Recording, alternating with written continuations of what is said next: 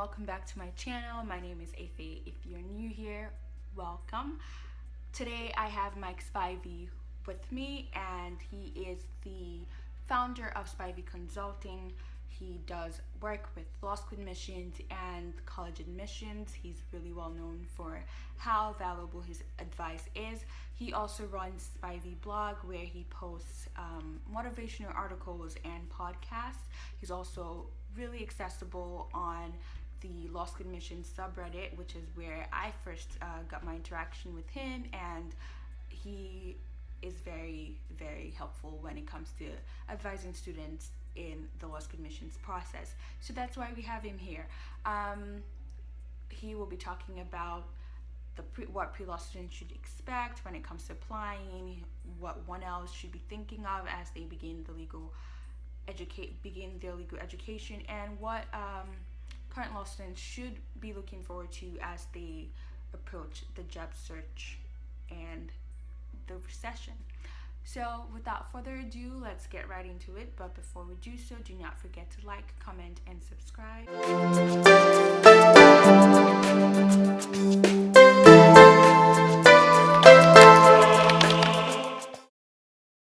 Hi, Mike Spivey. Great to have you on here. I know this is a very, very interesting time for a lot of people, the pre-law students, incoming 1Ls, and current law students. And it's great to have you here to just share your insight on what this process should be like, or what students should expect, and just how to navigate the job search process. So starting off with the pre-law students, what are some strategies you have for applicants trying to outperform their numbers?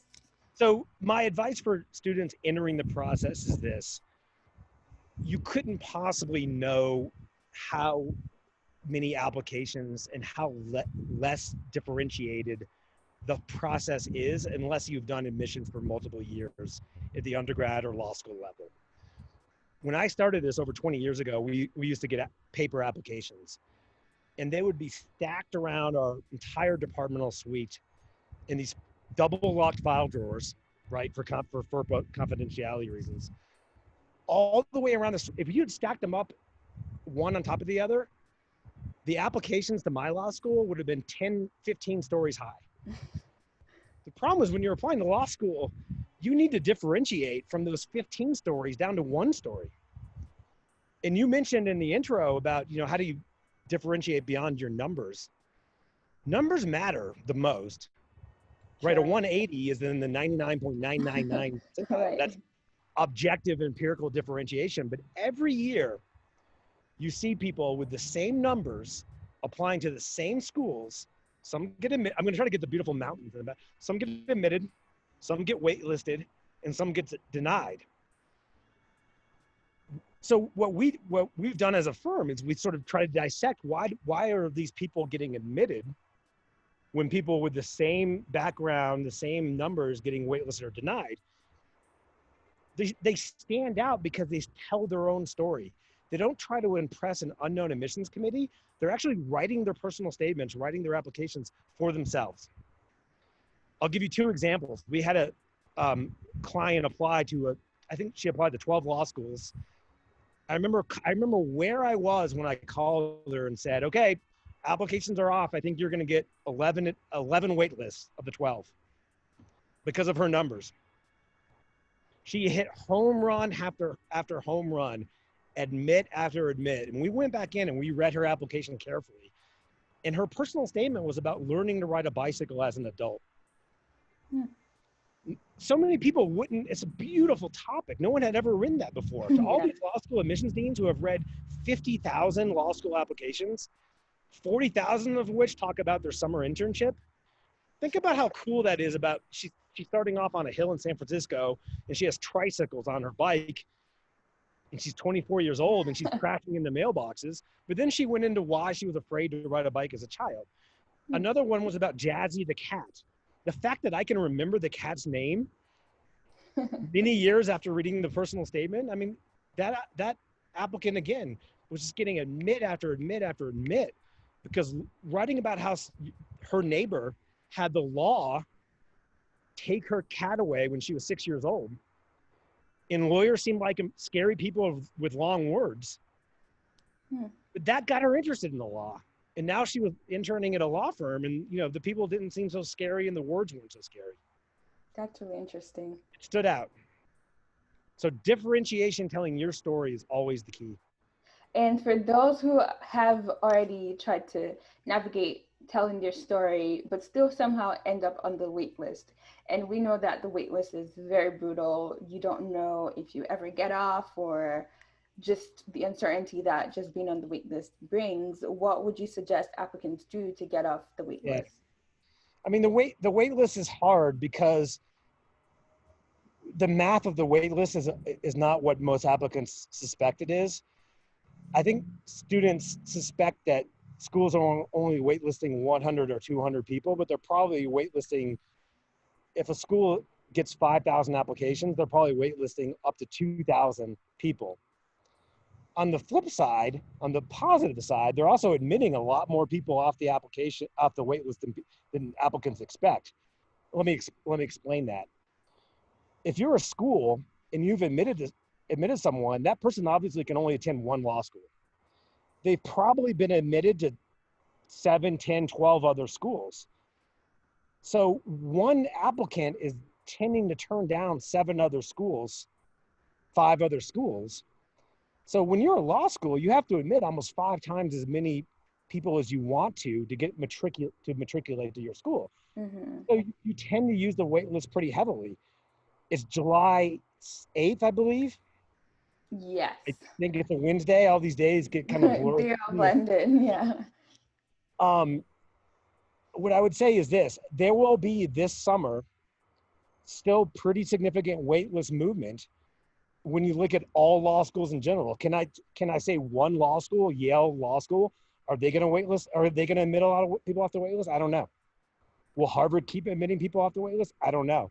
But there will be, over the next 16 to 20 days, a number of waitlist admits. The cool news is this: so many people have locked in what they're going to be doing that they've already told a lot of schools, no, I'm not interested. So by very nature, the wait lists have become smaller. What I think people want to do is they want to, at least twice in the next 20 days, very politely reach out to admissions offices. If you're interested in the school, tell them, I am still interested. Because schools still have needs. We don't know which schools, but we know that many schools out there still have needs. It is so much, this is such critical advice. It is so much easier if you're in admissions, if someone emails you the day that you need to admit 5 people, to go read their application again, then sort through those thousands from the wait list to find one. So sometimes if you just get serendipitous luck and time don't email them every day, please goodness no. But if you happen to email, let's say Harvard makes 10 admits today, and then Penn loses 5 people from those 10. If you happen to email Penn 3 days from now, you might just catch them on the right day where they lost 5 people. Right. They would much rather look at one application than 1,000. That's true. The timing can be lucky, yeah. But you can't, if you don't take the shot, you're going to miss it. So shoot your shot. True. Talk to a few schools a few more times. Yeah, for sure. Always professionally, always polite. Never say at the end, I look forward to hearing back from you soon. That sounds great when I say it verbally, but when it's said over an email, it sounds passive aggressive. Professional, polite persistence is the way I would alliterate it. That's awesome. And kind of going off your predictions for the next few weeks, do you have any predictions for how this cycle might turn out? And there's a lot of undecided applicants, and if those admitted students end up telling law schools no, we're going to defer, I think you'll see what it never feels heavy to applicants, because applicants are used to the admission cycle when admit waves come as big waves. Yeah. I can see my hands, so it looks kind of big. I like that. For waitlist, it's more like this rolling effect. But if a lot of people decide to either defer or reapply next year, these rolls are going to be pretty big for the next 20 days. If a lot of people say, whether it's online or on campus, I'm going to law school, I'm ready, then it's going to be smaller rolls. either way, there's going to be waitlist movement. There's going to be waitlist movement. Yeah. And for those applying or are in the process of applying to law school, do you have any advice if what they should know as they get into the process, or just what to expect? You mean for people who are applying for this upcoming cycle? Yes. Yeah. We're about to publish a blog by the end of the day on our website. So spiveyconsulting.com, we have a blog, and they will be on the blog a prediction for the cycle. I think the cycle itself is going to be up in applications, but I don't think the cycle will necessarily be more competitive, because I think schools may increase their class sizes because they need more capital infusion. Mm-hmm. That would, in practical terms, that would mean more students, right? And I don't necessarily think LSAT scores are going to be any higher at the top bandwidths relative to this past cycle. I would say that, as in every year, applying September, October, November, you'll probably get a little bit of a bump. For most schools, it tends to be easier slightly earlier versus later. So before Thanksgiving, I would say that if you don't have your maximum LSAT, you can take it. You can take it 3 times in a cycle and 5 times in 2 years. So, if you're scoring in the 170s and you get a 160, I don't care what anyone says online about schools averaging. Schools do see all your scores, but they want your high score. Right. They really focus on what you're most capable of. So if I were applying to law school and I was choosing, and this is a great question to answer, I think, if I were choosing between applying in September with a 166, but I had been consistently testing at a 167, 168, 170, I would wait for that higher score, or I would apply in September and say to the schools, I'm applying to your school because you're at the top of my list. You're one of my top schools, and I wanted to get my application in, but I do want you to know that I've been scoring better, and I know I can do better on the LSAT. I think I can do better. So I'm taking it in October, November, and let schools know. So at that point, tell them to hold off on reviewing your application until you submit a newer LSAT score. Yeah. Okay. Yeah. Schools will see if you register for a future LSAT. Mm-hmm. Schools will see that. Yeah. And for the incoming students who are probably in so much anxiety right now, which is very understood, do you suggest that they should defer, especially if their school is going completely remotely? Yeah, it's a great question. I wasn't around in 1918. So I don't have great advice on deferring versus going online, because this is new to me. As part of my doctoral program in higher education, I remember that the online experience back then was shown through research to be not as ethical, pedagogically sound, or whatever terminology you want to use, as in person. But then, we're talking about 20 years ago. True. I do know that schools are investing a lot of money, unlike ever before, into training their faculty for online platforms. I think the experience is going to be better than it was in the spring, when schools had to send everyone home and then go online. It'll be more organized. As far as my recommendation for deferring versus taking maybe a semester online, I think that's an individual choice, whatever people feel most comfortable with. I wish I had better things to go on. I don't. I think that's an individual choice. That's very valid. Yeah, that is very valid. And for those that still plan on attending school, even though it's going to be remote, do you have any advice on how to approach learning online, or just best ways to succeed? Yeah, I run a company of 30-something consultants, and we've been virtual for our entire company's existence, and we're successful. And I think one of the reasons why we're successful is I get up very early, I shower, I dress like I'm going mostly into an office, and I start my day as if it's a work day. And to the credit of my consultants, they all do the same. They don't all get up at 3 a.m., but some work later. Yeah. They don't all work weekends, but some work long, full 5-hour days, but they all treat it like a job versus a hobby. Right. I would say that when you start your law school career, you're actually starting your legal career, not just your law school career. So I would say to incoming students, even if you're at home, say to yourself every morning, this is my job now. This is my profession. So I'm not going to just work, I'm going to school. The way the faculty see me present myself, if I'm chewing tobacco on a Zoom class, am I going to ask that faculty member for a recommendation for Gibson Dunn to hire me? What's that faculty member going to say? I mean, I don't do any Zoom calls in a t-shirt, and I would love to. Personally, it would be comfortable. I'm kind of baking in the sun right now. This is a lot of shirt. So, but because I treat this as my job, and I think if you treat school as the start of your legal profession, that'll bleed over to whether it's online or in person. That's true. And for the qualities that you tend to find in successful law students, what would you say those are? Yeah, I love that question. I have taught, but I taught at the undergraduate level. I've never taught at the law school level, nor will I ever be asked to do that. I can't imagine. But I am a former dean of career services as well. I did career services as well as admissions. Within about 3 minutes of meeting a student, I could always tell if they were going to get a job or not. I can't tell you which ones I could tell would be in the top 10% of the class.